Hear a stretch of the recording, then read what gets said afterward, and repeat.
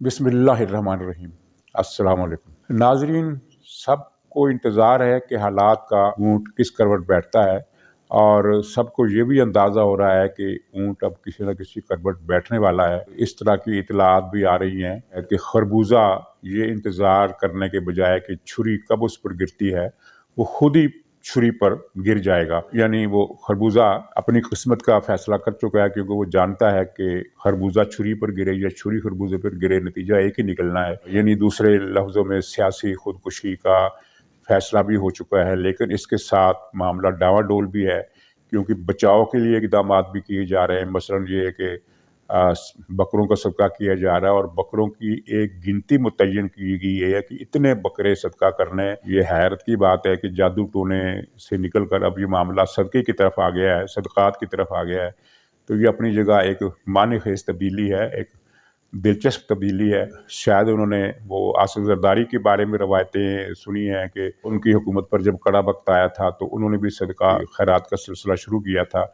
लेकिन बात ये है कि सदकों से हुकूमत की बलाएँ नहीं टला करती, सदकों से गिरोही बलाएँ नहीं टला करती। सदका दिल की तसल्ली के लिए किया जाता है। जो दिल की तसल्ली अगर वो कर रहे हैं और ये पता नहीं है कि वो सदका है जो इन्होंने किया है या वो भी भेंट की कोई किस्म है, क्योंकि जादू टोने में भेंट चढ़ाई जाती है, सदका नहीं दिया जाता। तो यानी खुद वो कतई तौर पर कोई फैसला उन्होंने नहीं किया है इस हवाले से कि खुदकुशी करनी है, ये बचाव करना है, क्योंकि खुदकुशी की खबरें भी तवातर के साथ आ रही हैं। जैसा कि मैंने कहा कि खरबूजे पर गिरने का फैसला छुरी ने कर लिया है और साथ ही बचाव की कोशिशें भी जारी हैं कि अगर मैं इस तरह करूँगा तो बच जाऊँगा, अगर मैं इस तरह करूँगा तो बच जाऊँगा।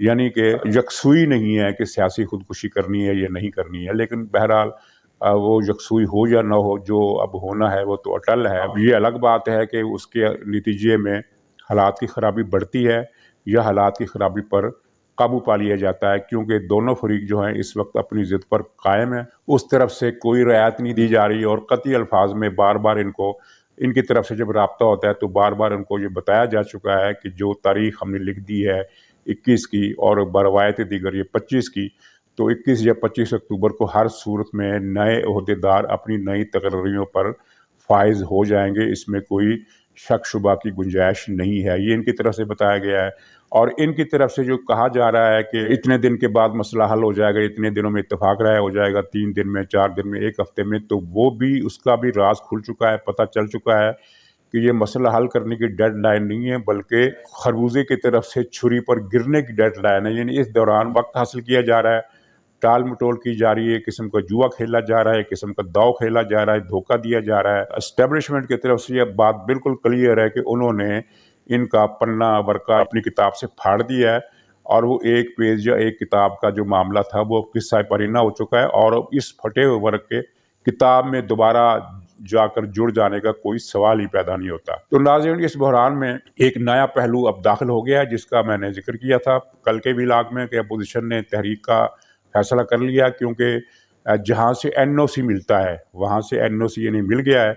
चुनाचे अपोजिशन ने, मौलाना फजल रहमान ने, मुस्लिम लीग ने और उनकी साथी इत्तेहादी जमातों ने ये फैसला कर लिया है कि 20 तारीख के बाद से पूरे मुल्क में अवामी जलसों और जुलूसों का सिलसिला शुरू किया जाएगा, जो 15 दिन तक जारी रहेगा। ये जलसे जुलूस महंगाई के उन्वान से होंगे, क्योंकि नाज़रीन, महंगाई ने हद से ज़्यादा की हद भी अबूर कर ली है। एक एक दिन में बिजली और पेट्रोल के निर्ख बढ़ाए जा रहे हैं और फिर झूठ बोला जा रहा है कि आलमी मंडी में पेट्रोल महंगा हो गया। आलमी मंडी में $1 फी बैरल महंगा हुआ है। बैरल में 160 लीटर होते हैं और इन्होंने 10 रुपये लीटर का इजाफा किया है। और इससे पहले भी जो उन्होंने, जब तेल महंगा नहीं हुआ था तब भी इन्होंने तेल की कीमत में इजाफा किया था और अब तेल पाकिस्तान में जो है वो 150 रुपये लीटर की तरफ बढ़ रहा है। और अगर ये हुकूमत रही तो माशी माहरीन का अंदाज़ा है, बल्कि उनकी खबर है कि 2 या 3 महीनों तक ये 150 रुपये का लीटर कर दिया जाएगा।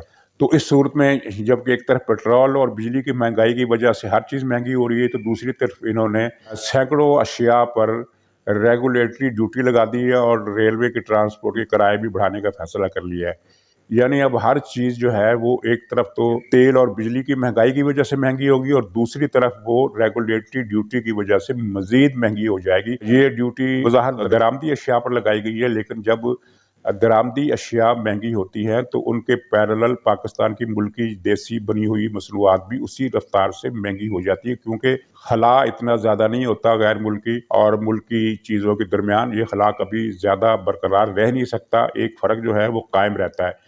یعنی اگر درآمدی چیز 150 روپے والی جو ہے وہ 200 روپے کی ہو جاتی ہے تو پاکستان کی بنی ہوئی چیز جو 80 روپے کی ہے وہ بھی خود بخود 100 روپے کی ہو جائے گی۔ گویا کہ ہفتہ شروع ہو رہا ہے، اس کے دوران پاکستان میں دستیاب اور استعمال ہونے والی ہر چیز دگنی رفتار سے مہنگی ہو جائے گی۔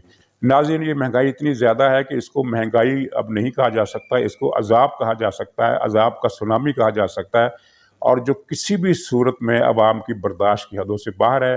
اور اس کے مظاہر ہے آپ جا بجا دیکھ رہے ہیں، منڈی میں، بازار میں، پیٹرول پمپوں پر جس طرح لوگ گالیاں دے رہے ہیں، جس طرح لوگ نعرے لگا رہے ہیں، اس سے پہلے اس طرح کے مناظر ہم نے پاکستان کی تاریخ میں نہیں دیکھے۔ یعنی سر عام لانتیں بھیجی جا رہی ہیں اور ایسی گالیاں دی جا رہی ہیں جن کو دہرایا نہیں جا سکتا، جن کو سنا بھی نہیں جا سکتا، اور یہ عوام کی پورے ملک کی فضا ہے۔ اس فضا کو استعمال کرنے کے لیے پی ڈی ایم نے، اپوزیشن نے جو فیصلہ کیا ہے وہ 15 دن کے لیے جلسے اور جلوسوں کا فیصلہ ہے۔ اس میں قابل غور بات یہ ہے کہ اعلان یہ نہیں کیا گیا کہ کل سے جلسوں کا سلسلہ شروع ہوگا، بلکہ ساتھ ہی ڈیڈ لائن دے دی گئی ہے کہ یہ جلسے جلوس 15 دن جاری رہیں گے۔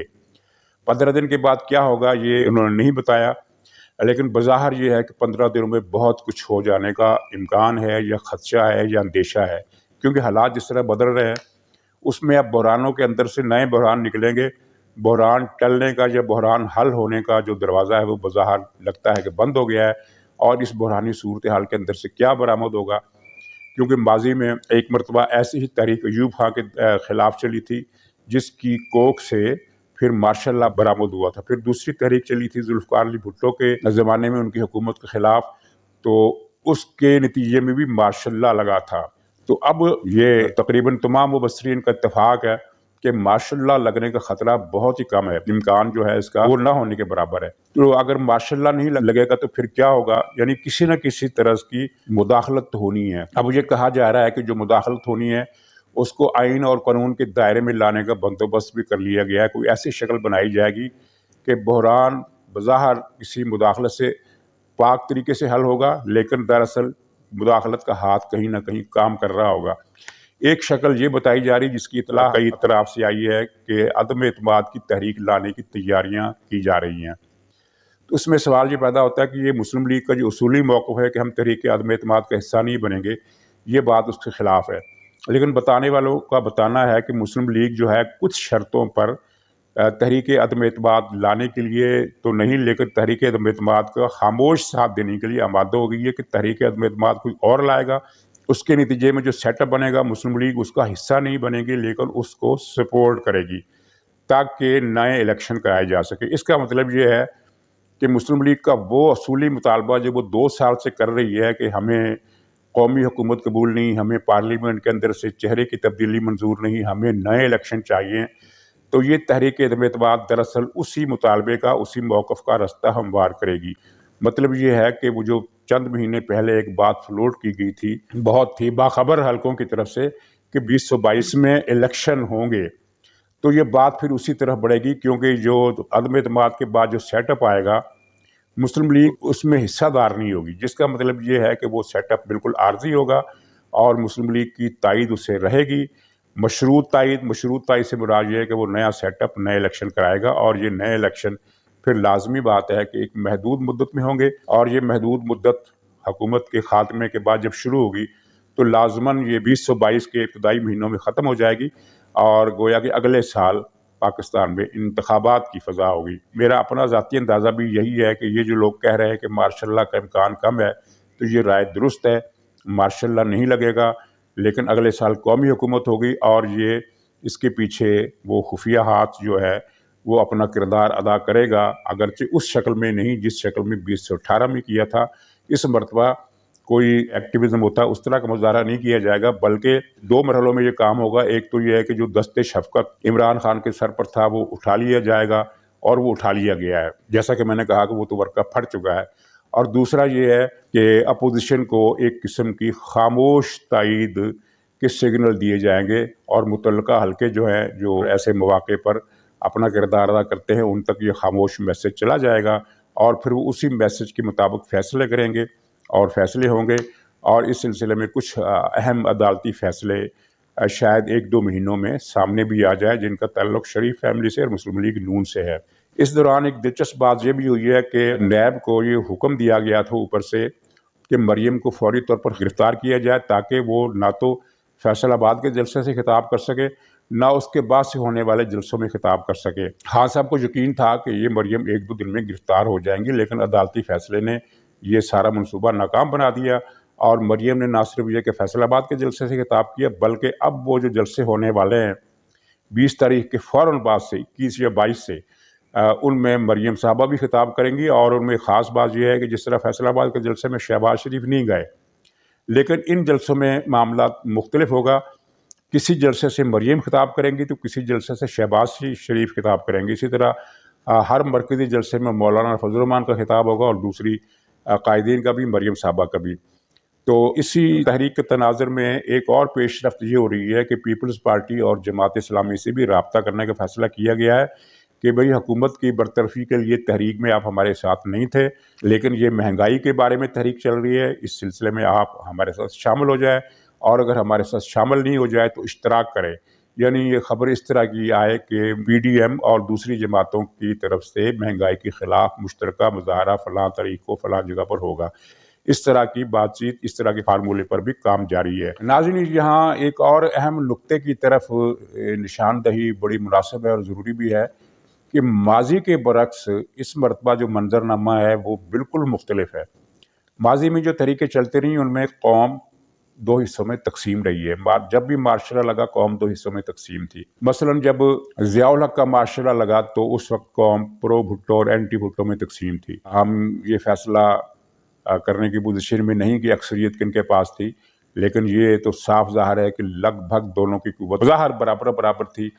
قطعی طور پر فیصد کا ہم تعین نہیں کر سکتے، لیکن جتنا پرو بھٹو کا دھڑا طاقتور تھا اتنا ہی طاقتور دھڑا اینٹی بھٹو کا تھا۔ پھر بینظیر کی حکومت جب آئی تو اس وقت بھی یہ صورتحال تھی کہ اینٹی بھٹو اور پرو اسلامی جمہوری اتحاد یا نواز شریف کے حامی یا ضیاء الحق کے حامی اتنی تعداد میں تھے جتنے کہ بھٹو کی تعداد میں۔ اسی طرح جب پھر نواز شریف کی حکومت کا تختہ الٹا گیا تو آدھی قوم اگر نواز شریف کے ساتھ تھی تو آدھی قوم نواز شریف کے خلاف تھی۔ یہ سلسلہ آگے چلتا رہا، لیکن اب جو فضا ہے یہ اسٹیبلشمنٹ کو بھی پتہ ہے، عوام کو بھی پتہ ہے، میڈیا کو بھی پتہ ہے، اور خود پی ٹی آئی والوں کو بھی پتہ ہے کہ اس وقت تقریباً تمام قوم عمران خان کے خلاف ہے۔ صرف 10 یا 12% اشرافیہ عمران خان کی اتحادی ہو سکتی ہے سے مراد یہ ہے کہ اشرافیہ میں بھی دراڑیں پڑ گئی ہیں۔ کچھ اشرافیہ کا حصہ ایسا ہے جو عمران خان کے خلاف ہو گیا ہے۔ اگر اس بات کو پوری طرح لیا جائے تو اس کا مطلب یہ ہے کہ عمران خان کی جو حمایت ہے وہ 10% سے بھی کم رہ گئی ہے۔ یعنی گویا کہ ایک وسیع تر قومی اتحاد اس جلادوں کے ٹولے کے خلاف متحد ہو گیا ہے، کم سے کم اپنی جذبات کی حد تک، اشتراک کی حد تک چاہے نہ ہی صحیح۔ اور پیپلز پارٹی اگر اپوزیشن کی تحریک کا پھر سے حصہ بن جاتی ہے یا کسی نہ کسی شکل میں تعاون کا اعلان کرتی ہے تو گویا یہ قسم کا وسیع تر قومی اتحاد بن جائے گا۔ اور یہ پاکستان کی تاریخ میں پہلی مرتبہ ہوا ہے کہ پوری قوم حکومت وقت کے خلاف ایک طرف ہو گئی ہے اور حکومت ایک طرف ہو گئی ہے۔ ماضی کے تمام جو ریکارڈ تھے، ماضی کی جو تمام شکلیں تھیں وہ اب نہیں رہیں، اب بالکل نئی شکل ہے۔ تو اس کا نتیجہ بھی ذرا مختلف شکل میں نکلے گا۔ چنانچہ یہاں بھی پھر وہی بات آ جاتی ہے کہ مارشل لا نہیں لگے گا، کیونکہ اگر ساری قوم عمران خان کے خلاف ہے تو ساری قوم کے بارے میں یہ بھی کہا جا سکتا ہے کہ وہ مارشل لا کا خیر مقدم نہیں کرے گی۔ ویسے بھی مارشل لا کے حالات نہیں ہیں۔ تو ناظرین، 20 اور 21 تاریخ سے ایک بہت ہی ہنگامہ خیز مرحلہ اس بحران کا شروع ہو رہا ہے، اور اس دوران بڑی بڑی خبریں بنیں گی۔ اسی دوران عمران خان کا جو فیصلہ ہے کہ وہ چھری پر گرنا چاہتے ہیں، اس کے خد و خال بھی واضح ہو جائیں گے۔ بہرحال یہ ہے کہ اب تبدیلی جو ہے وہ تقریباً ناگزیر ہے، اور اس کو ٹالنے کے لیے عمران خان کی کوششیں کامیاب ہوتی ہوئی نظر نہیں آتی۔ وہ چاہے 22 بکروں کا صدقہ دیں یا چاہے 2200 بکروں کا صدقہ دیں، عوام کو تو انہوں نے صدقے میں ذبح کر ہی ڈالا ہے۔ اب عوام کی باری ہے کہ وہ اپنا بدلہ کس طرح لیتے ہیں۔ تو ناظرین، انشاءاللہ دوبارہ ملاقات ہوگی۔ اگلے ولاگ تک کے لیے اجازت دیجیے۔ خدا حافظ۔